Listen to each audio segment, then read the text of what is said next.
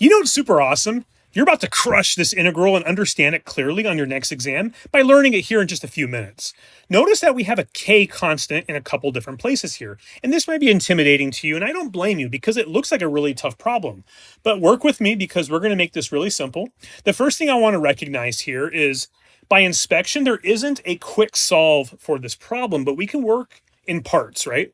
The first part I want you to recognize is k squared x plus 3x has something in common with both terms. We can bring that x out. And so when I factor it out, this doesn't look like it helps us, but it kind of does because k squared plus 3 as a factor here is actually a constant.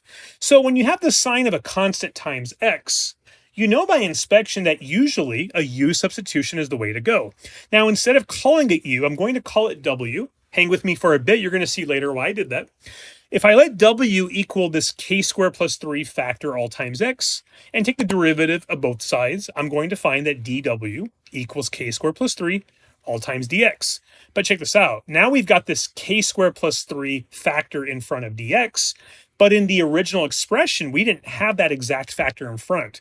So we should manipulate this now to solve it strictly for dx. And so when you divide by both sides, you're going to get that dx equals this expression. And then to take it a step further, notice this other thing.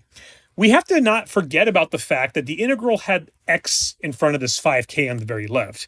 So I'm also going to take this w substitution here and rewrite it as well to solve for x by itself so that we have x equals something, which will give you this w over k squared plus 3 as you see here. That way when we go back to the integral and do our substitution, 5kx, well that x will now become this w over k squared plus 3, all times a very nice sine of w, which is easy to work with. Remembering also that dx now actually introduces this 1 over k squared plus 3 constant times dw. And then before going on, remember now too, by looking at this, it's always helpful to sometimes group the constants that you see.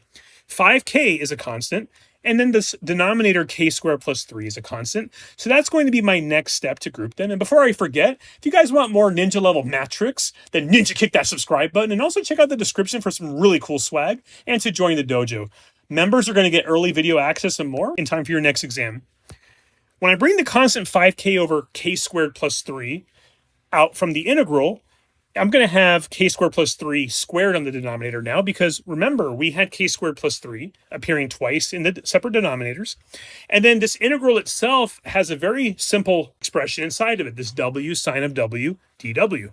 And with that, by inspection, you guys know this is an integration by parts problem, a classic problem, right?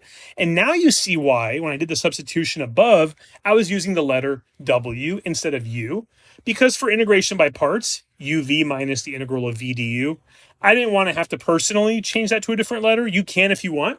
But what I'm going to do now is I'm going to let u equal this easier part, w. And I call it the easier part because when you take the derivative of both sides, for du equaling dw now, that polynomial goes away, right?